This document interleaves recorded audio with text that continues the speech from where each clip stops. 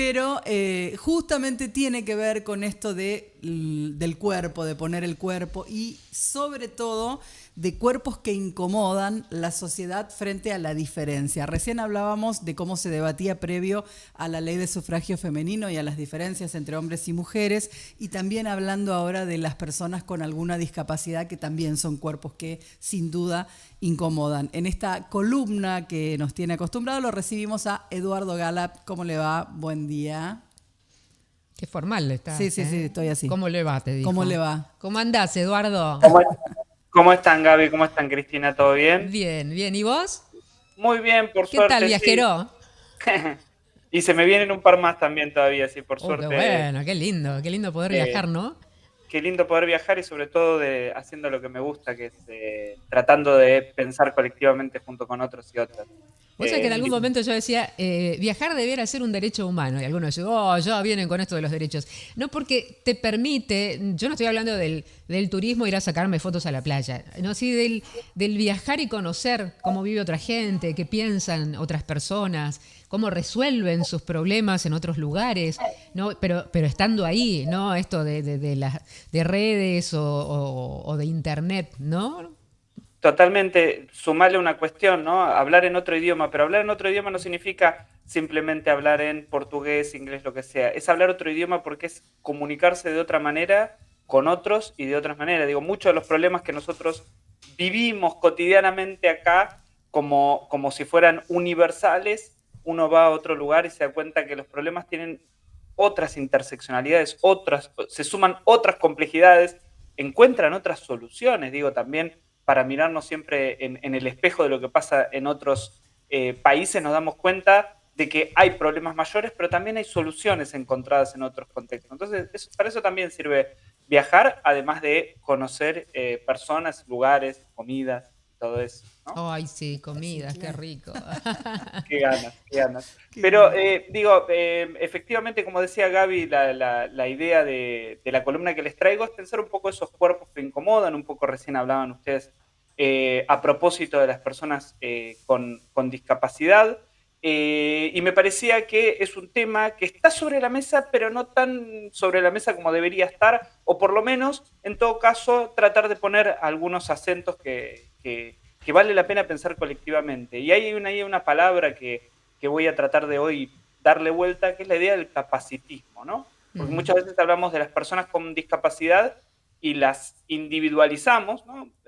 Las señalamos por sus discapacidades, pero no nos damos cuenta que eso es parte, entiendo yo, de un problema mayor, que es que pensamos las corporalidades con ciertas capacidades y ponemos qué capacidades son buenas y qué capacidades son malas.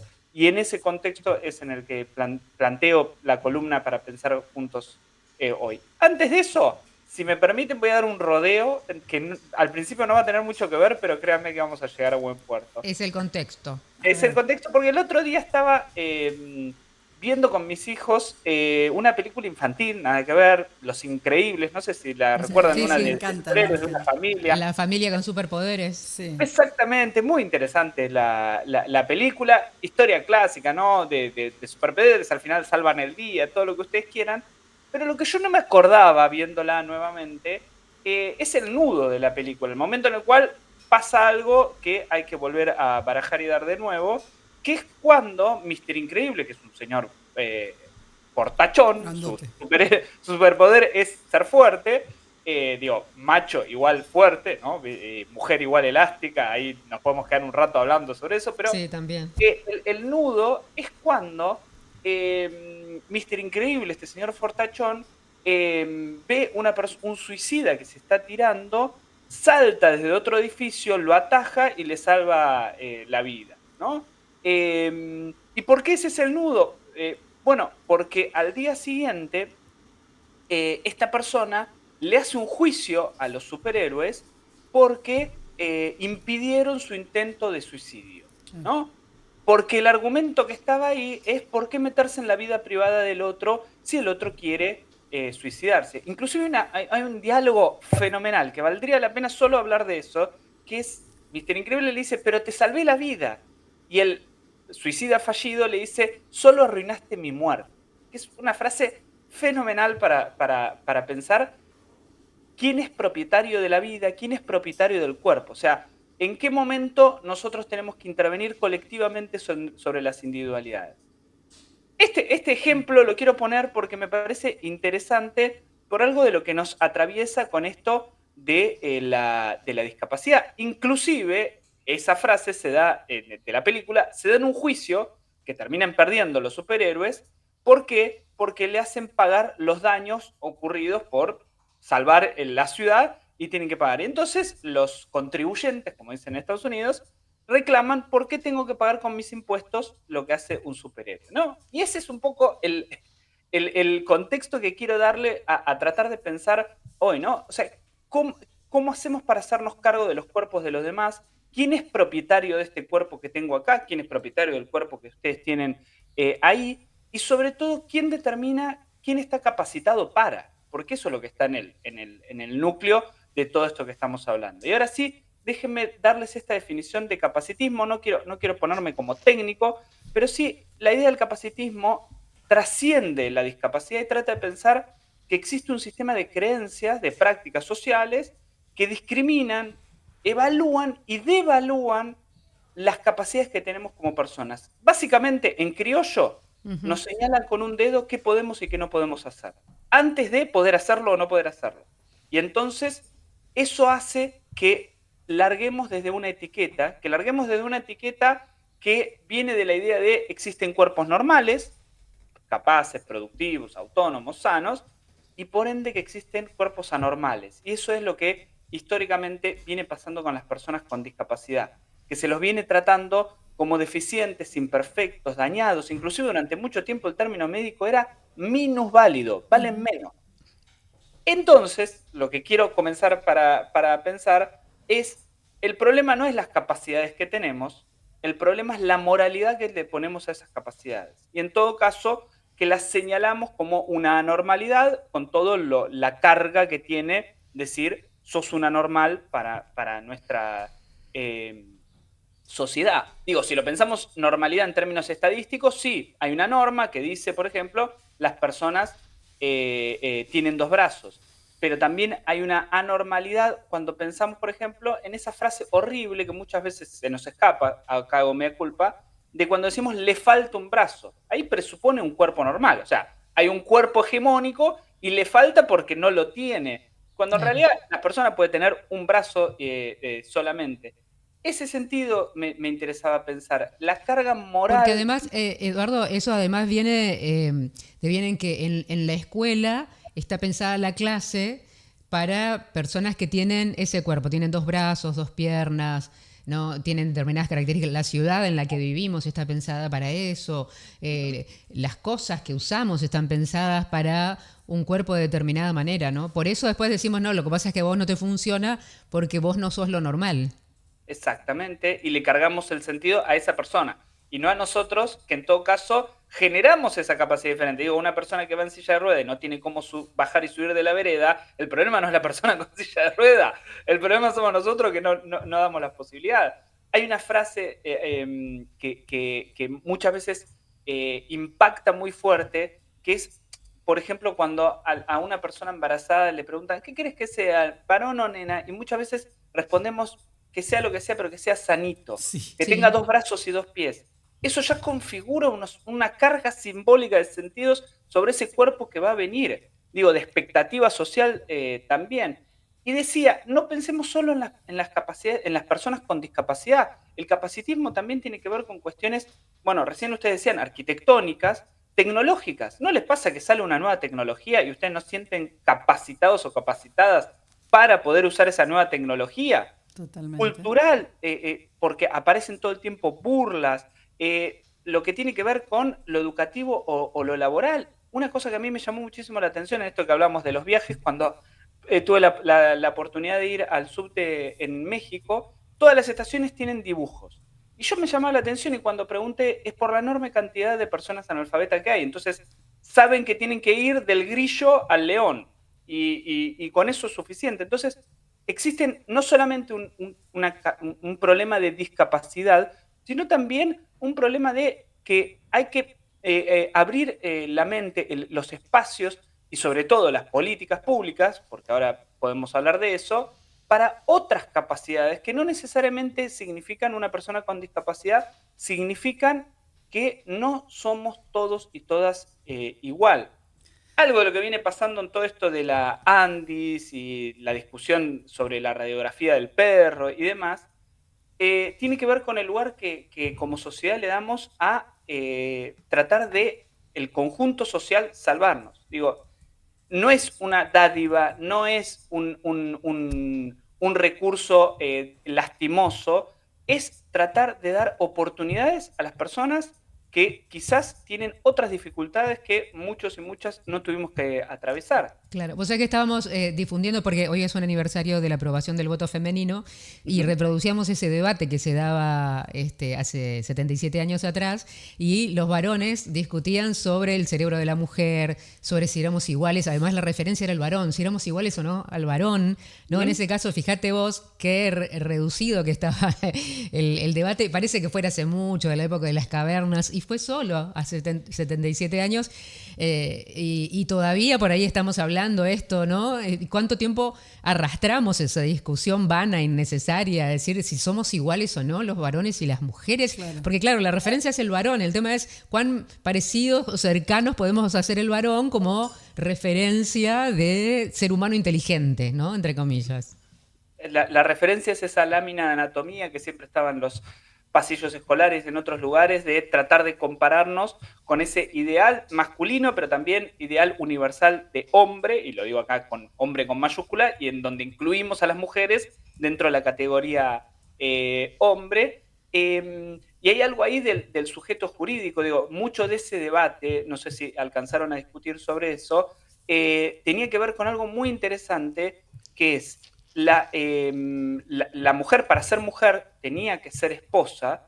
¿Y para qué íbamos a darle, lo pongo en tono irónico, por supuesto, para qué vamos a darle el voto si vamos a duplicar los votos? Porque van a votar lo que el marido le diga, ¿no? Claro. O sea, hay una presunción sí, ahí. También era parte del debate ese. Exactamente. Y hay algo ahí de ese sujeto jurídico. Primero, antes de hablar de ese sujeto jurídico capacitado o no capacitado, o para votar o como discapacitado, pero hay algo antes que me gustaría señalar, porque muchas veces cometemos el error: la infantilización de esas capacidades, ¿no?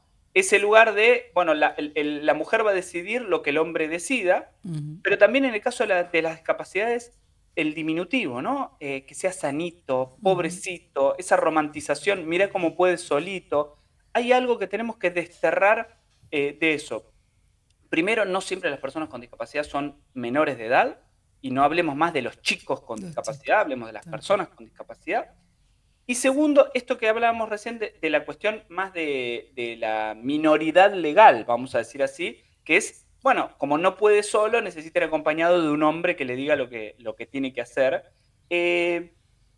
Vivimos en una sociedad donde otras personas deciden quién puede y quién no puede, quién deciden qué podemos y qué no podemos hacer con nuestro cuerpo, quién es propietario o no de mi cuerpo. Voy a dar un ejemplo, no me va a dar el tiempo para desarrollarlo como me gustaría, porque nos llevaría mucho tiempo, pero digo, así como uno puede sostener la idea de mi cuerpo es mío frente a la interrupción voluntaria del embarazo, que también es importante pensar en este tiempo, también hay un límite, por ejemplo, con el tema de la pandemia y las vacunas, ¿no? Hasta dónde tu cuerpo es tuyo, que uno puede decidir sobre una cosa, pero no puede sobre la otra. Y ahí, digo, confieso mi conflicto ético que tengo sobre eso. Tengo un posicionamiento sobre el aborto, de que el cuerpo efectivamente gestante puede decidir sobre esa vida, pero al mismo tiempo, vacunate, ¿no? ¿Puede tener que ver ahí con lo colectivo el tema de la vacuna? Claro, porque puede afectar al resto si no vacunamos a los hijos. Claro,